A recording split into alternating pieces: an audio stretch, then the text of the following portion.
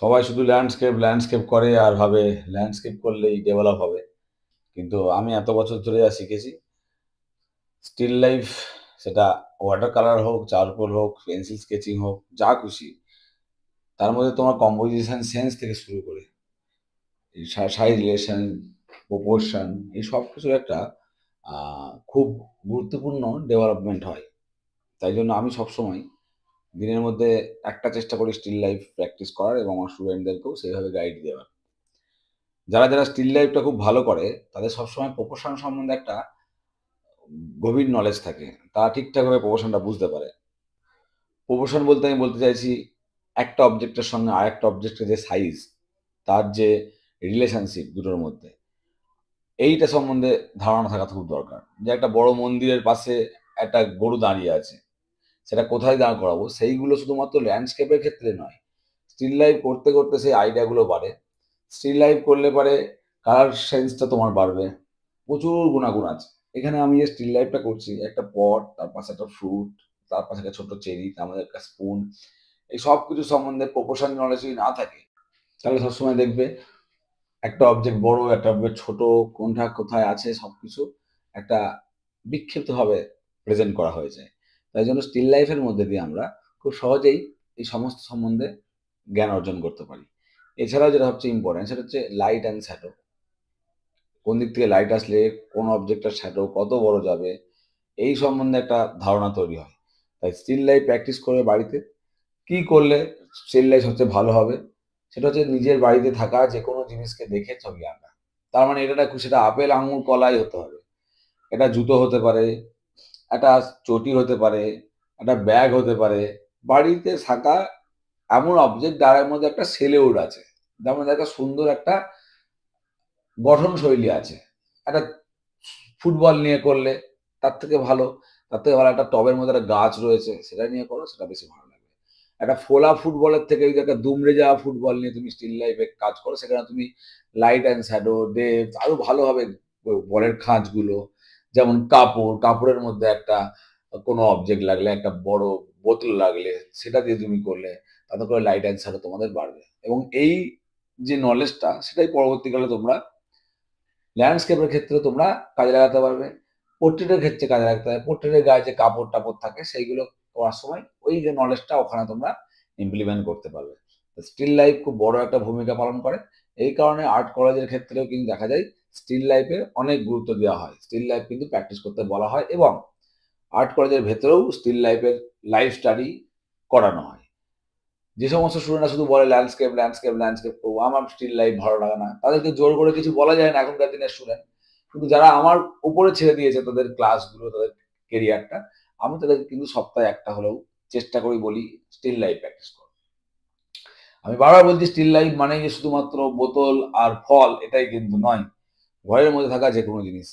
এখানে দেখো একটা ব্রাউন কালারের পট আর একটা পেয়ার, ন্যাসপাতি টাইপের একটা ফল, তার মধ্যে কালার অল্প কিছু হলুদের মিশ্রণ, এর মধ্যে একটু রিফ্লেকশন পড়ছে ওটার গায়ে। এবার শ্যাডোটা লাস্টে করব। খুব স্লোলি স্লোলি তোমায় দেখাচ্ছি।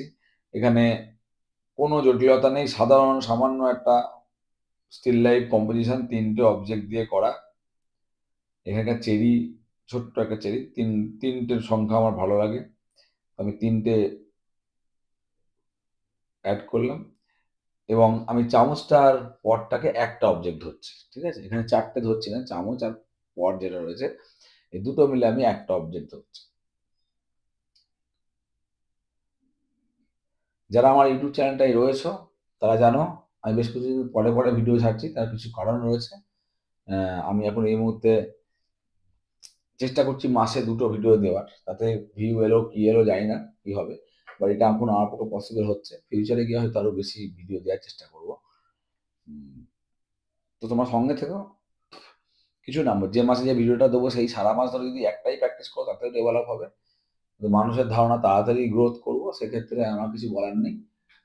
এটা হচ্ছে সম্পূর্ণ তাদের ব্যক্তিগত ব্যাপার, বাট যারা ধৈর্য ধরে শিখবে তারা কিন্তু অনেক ডেভেলপ করবে। দেখো আস্তে আস্তে আস্তে তিনটে অবজেক্ট কমপ্লিট। এবার আমি তার গ্রাউন্ড শ্যাডোর দিকে ফোকাস করছি। এখানেও শ্যাডো গুলো দেখতে হবে যে পেয়ারটা এত বড়, এর শ্যাডো এইটুকু, তাহলে এর থেকে বড় যে অবজেক্টটা তার শ্যাডোটা কতটা হবে, চেরির শ্যাডোটা কত হবে, এগুলো মোটামুটি অ্যাডজাস্ট করে দিয়ে দেওয়া হলো। এবার আমরা একটু ব্যাকগ্রাউন্ড করবো এবং ব্যাকগ্রাউন্ডটা একটু ব্লু টোন দিচ্ছি। ব্যাকগ্রাউন্ডটা করলে কিন্তু আমাদের অবজেক্টটা সুন্দরভাবে ফুটে উঠবে।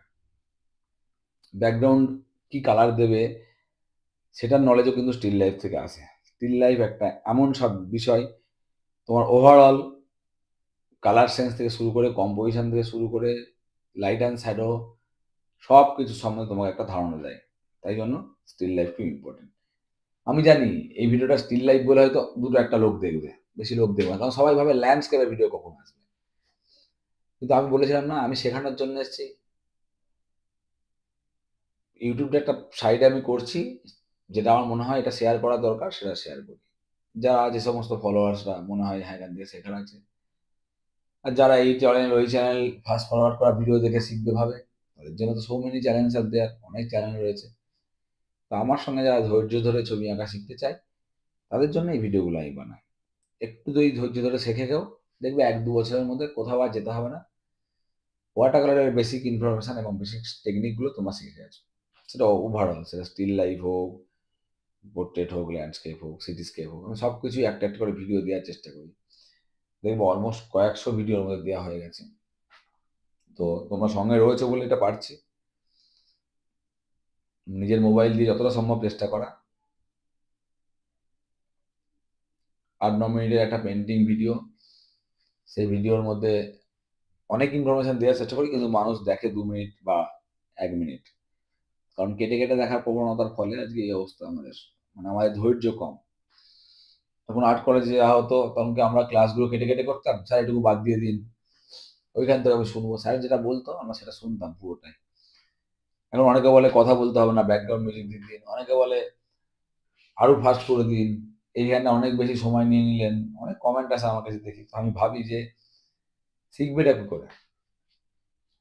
ম্যাক্সিমাম মানুষ কি করে, 1 ঘন্টা ধরে ছবি এঁকে ওটা ফাস্ট ফরওয়ার্ড করে 10 মিনিটে নিয়ে আসে, তুমি কিছুই বুঝতে পারবে না। অথচ আমি দেখো 8 মিনিটের ভিডিও রিয়াল রিয়াল টাইমে চলছে, আস্তে আস্তে তোমাদের দেখাচ্ছি।